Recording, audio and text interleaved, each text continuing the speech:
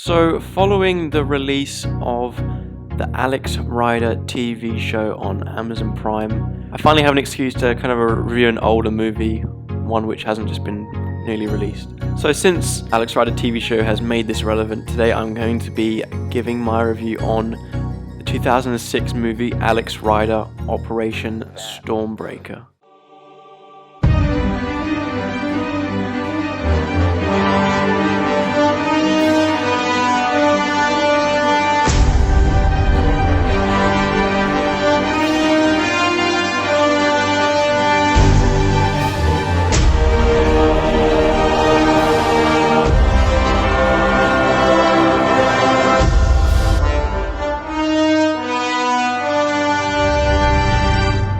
This is part of the synopsis, so it's not really a spoiler, but if you don't really want to hear that, skip ahead about 20 seconds or so.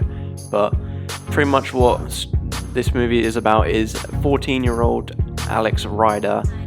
He is forced to work for MI6, which is like the UK's secret intelligence, after the death of his uncle, who was also working for them. He's placed on this certain mission which, if he succeeds, will save millions of lives. So first of all, I used to read these books when I was younger. There's this whole, I think it was 9-book series. I've actually got a few of the books back in my house, but so it was kind of cool to see this like movie bring the books to life in some form. Prior to rewatching it a couple of days ago, I hadn't seen it since I was very young, so it's safe to say my opinion on it has changed a lot. But anyways, on to the pros. As I mentioned, I hadn't seen it for probably over 10 years, and looking back to it, some things aren't as bad as I thought they would be. At this point, I'm not really considering it a spoiler since it's in like every synopsis, but Alex Rider's uncle dies. That is like how the story kind of starts to play out. So it doesn't happen off screen. It's like pretty much the introduction to the film is his uncle being assassinated. But anyways, his uncle Ian Ryder was played by Ewan McGregor. Surprised me. The cast is actually really good. There's a lot of surprising people on there. So you have Mickey Rourke, who is probably most famous. I'm not sure most, but he's famous for being Whiplash in Iron Man 2. Sarah Bulger isn't very noticeable, but for me, a lover of the Spiderwick books and films, she's in that, so it was kind of cool to see her again. Good old Robbie Coltrane, he's the Prime Minister. The only thing I can recall seeing him in is Harry Potter, where he plays Hagrid, you know, the good old giant, half giant. Also has, it's not really a huge vibe, it's like a 5-minute scene, but good old Stephen Fry. You should know what he's been in, what kind of stuff. He's been in a lot. Damian Lewis has been in a lot of things. Not necessarily too many things that I've seen, but I'm aware that he's in a lot of things. Also, Bill Nye's in this. He's probably most noticeably known for playing Davy Jones in Pirates of the Caribbean. The great cast doesn't end there. It also has Andy Serkis, who doesn't actually have any lines, I don't think, but he plays, I think he's called Mr. Grin. You should know who Andy Serkis is. Gollum, Smeagol, whatever.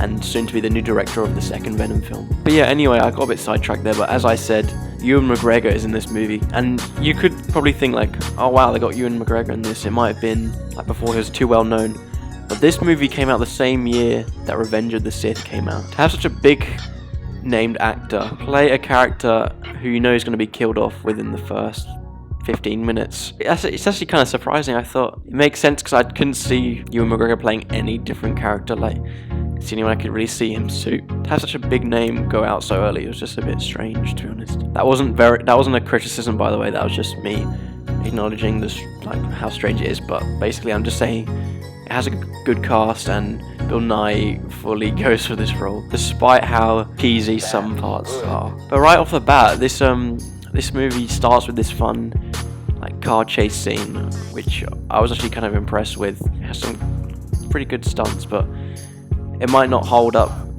today in modern films, but back then it was kind of cool to see, I guess. Although you've seen some of this humour in other films, there's actually some jokes which kind of made me laugh or smile a little bit. Most noticeably from Stephen Fry. But yeah, as I said, this film, I watched it when I was really young, so as you know, a young kid's judgment of a bad movie can be clouded if there's some kind of action in it, and that's certainly what happened here. I don't remember it being an amazing film, but I remember enjoying it, and I can see why. So it can be enjoyable for younger kids. A spy film which is PG, so many of them are able to watch.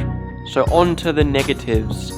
Now, this movie has a $40 million budget, which is a solid size. You know, like, I know it's a different style of movie and requires more kind of explosions, not necessarily explosion, but you know, like, it requires the budget a bit more. But a film like Invisible Man, I think, only required $15 million, so it puts it into perspective. This movie costing over $40 million, and at the box office it only grossed $24 million. It only received just over half of its budget, so it didn't make any money, it lost it. And to be honest, I couldn't actually see too much of how the budget was being spent. Like, that is a solid budget, but some things just looked very poor and cheap. I feel like a lot of that budget was spent on the actors itself. As I mentioned in the pros, had a good cast, so I feel like surely that must have weighed down the budget a little bit. But yeah, I have a lot of problems with this movie. First of all, there's so many like cliches. So at the beginning, when it first shows you Alex Rider, it shows him like talk to a girl for about 30 seconds, and then you don't see her into the end of the movie, and then she has to tie into the plot and how he has to save her. It's such a cliche, and most films it's like subtly done and deserved, but this one is just like, oh look, here's a boy, here's a girl, and then at the end it's like, oh, he can save her and then she'll love him. She's on screen for about 3 minutes max, majority of that being at the very end. Because Alex Rider, I know he's meant to know her before we actually meet him on screen, but they're trying to make it as if like we as the audience would care that she's in that scenario, but we really don't, because we don't even know her, so it's quite annoying. Although I found Mickey Rourke quite good, the villain he played is so stereotypical. You know, the rich guy who acts all kind of nice for the cameras, and then behind the scenes he's really cocky and has some evil plan. But the thing about his plan is he doesn't get a benefit from it. Like, there's all these movies where, oh, I want to take over the world, or I want to do something, you know, and then they normally have like a backup plan which would help them generate money or like a good look on them. But he doesn't gain anything from this, so I don't understand why he's actually doing it. Now onto the main character, Alex Rider. Following the death of his uncle, he's just so casual about it. He like accepts it, and he's like, so like they tell him about his secret career, like his secret life, and then he's like, oh okay. Like, he doesn't actually go like that, but you just get that vibe. He doesn't question anything, and some of the things he does is just cheesy, and to be honest, I hate to say it, but bad acting. I know it's kind of harsh because he's a kid, but the actor hasn't been in anything too big recently, so that kind of speaks for itself. And they show this kind of like military training sequence in the middle, which lasts about 5 minutes, and he's in there for a week. So it starts where he's like in with all the other people who are training, and they're like, oh, you're not going to last in here for a week, and then by the end they're all shaking hands like, I respect you, man. And like, once again, just because he's been through that journey and we haven't seen it doesn't mean that we care about them the same much as he does. So it's very stupid, and to be honest, I didn't think it added anything to the movie at all. Like a whole week's worth of Alex Rider's life and training put into like a 5-minute sequence or whatever, and it doesn't really have too much payoff until the very end. One of the people's there and he's like, yo man, what are you doing here? And that's literally it. I don't see where you gain anything from that. I can't remember, and I haven't read the books for many years, so I don't remember what it's like in there, but I don't think it is like this. But the entrance to the MI6 like security, this base thing is such in plain sight. Like, not as in like you can see it in plain sight, but a random pedestrian could easily stumble upon it, and I find it so dumb. And also, the henchmen in this movie are so useless. There's like one 14-year-old kid against maybe 10 henchmen who have their fists out. Some of them have guns, and they just get flipped over by this skinny kid of 14 years of age.